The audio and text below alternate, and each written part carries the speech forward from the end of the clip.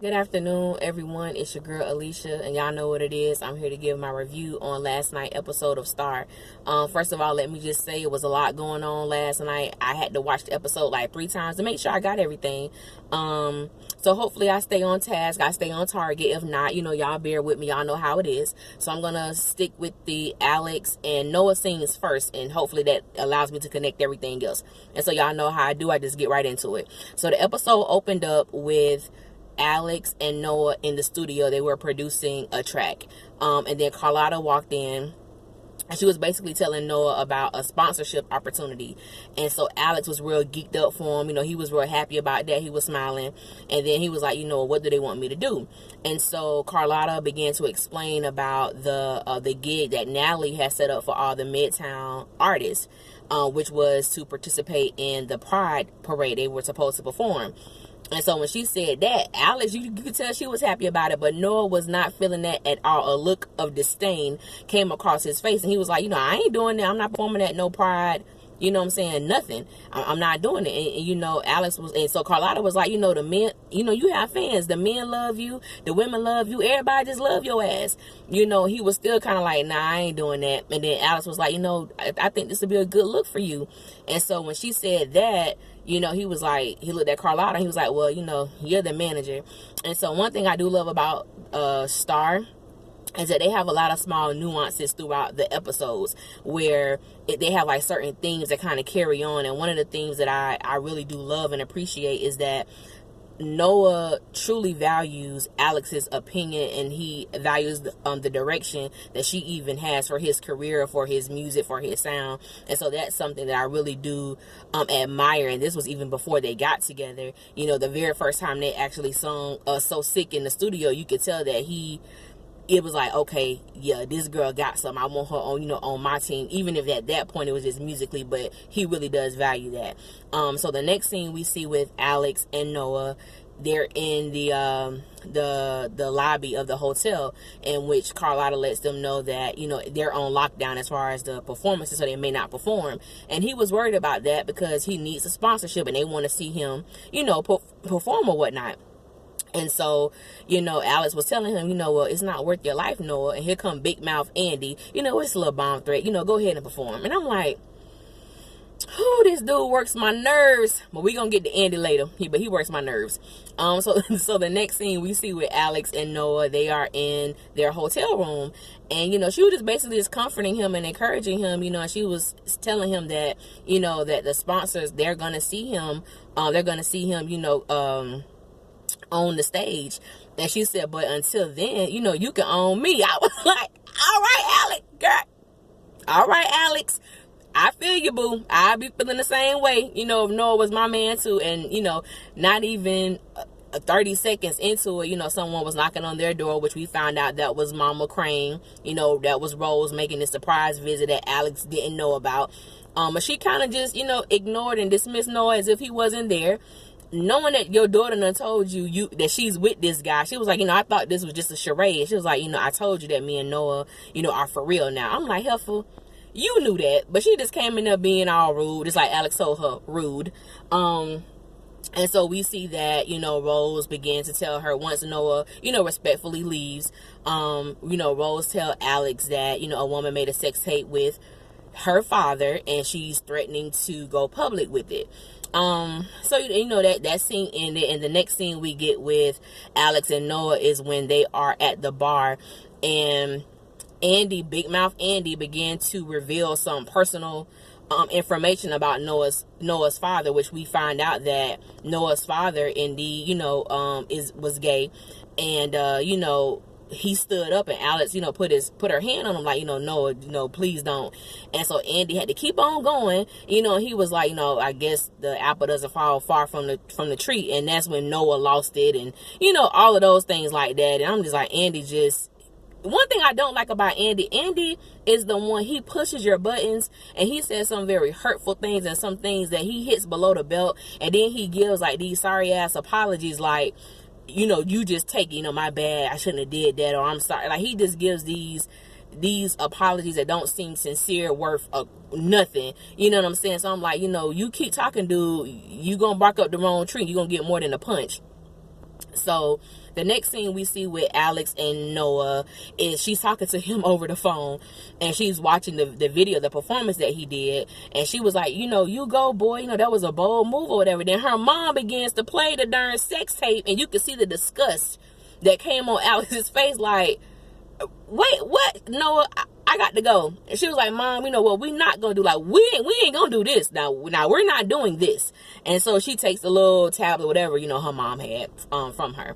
So the next scene we get, hallelujah, we found out what this whole thing was about with Noah in the bed with Alex's mom. Because at first, I was certain that I'm like, okay, I think she's trying to seduce him. I think Noah is in the bed and she comes in there. But then again, on the preview, she looked hella drunk. So I was like, well, maybe Noah mistakes her for Alex because they both have long hair. And if it's from the back, you probably wouldn't be able to tell the difference. So we found out that was the case. He was thinking that was Alex. And once he found out that it wasn't Alex, he tried to, separate himself. And then Mama Rose was like, show you where my daughter got it from. I was like, oh, hell no. Like, you trying to push up on this boy. Not that you recognize who he is.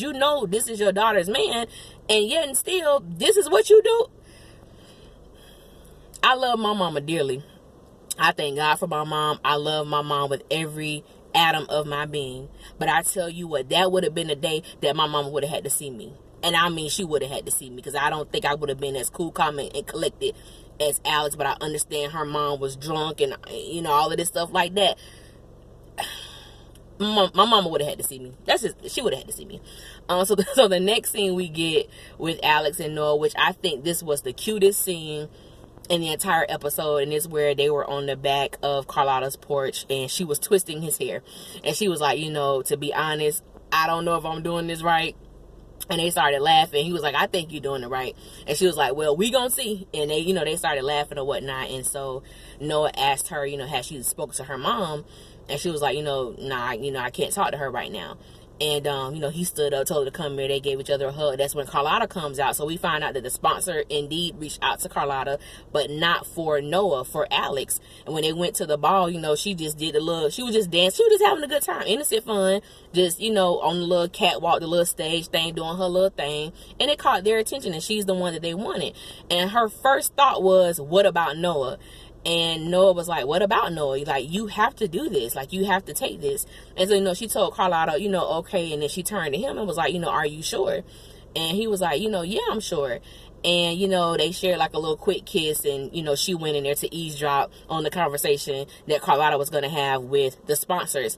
And so when Noah sat down and he reached in his bag and grabbed that drink, and it was like my heart broke, because I'm like, you and Alex are in a great place. Y'all in such a good place. And even though they haven't uttered the words yet, you can tell that they love each other. They're in love with each other. And you can tell that this spark, this glow that Alex have, she didn't have that when she was with Derek. Like, this is something that's so refreshing and so new, and you could tell that she's concerned about him as an artist, concerned about him as a person, as her man, and I'm like, Noah, just please don't mess this up. Like, we are rooting for you, dude.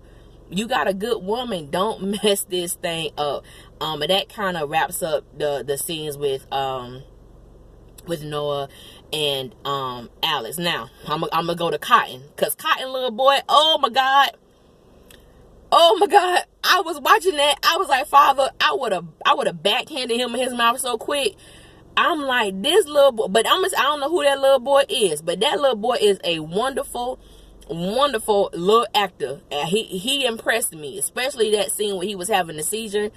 He really did that. I used to date someone that had a seizure, and those things are very, very scary. And that little boy did it to the T. It was perfection what he did. But just I love what they're doing with Cotton's particular storyline. I know some people had an issue with it, but I'm like, no, this is reality. You do have transgender who have, they've gone from a male to a woman. However, before they made the transition, they fathered a child, and these are true stories. They're real stories. And I'm glad that, Lee Daniels, and the other creators of Star, that they are, addressing these things that are going on and these things that do directly affect our communities. And I know that Cotton was just concerned about, if I tell him, is he going to be a part of my life? What's going to happen? And I like the little boy was just honest, like, you can't be my dad because all the kids going to laugh at me. The kids going to do this. I'm going to tell my mom that I don't want to come over here anymore. And, it's kind of hard for a kid to truly understand.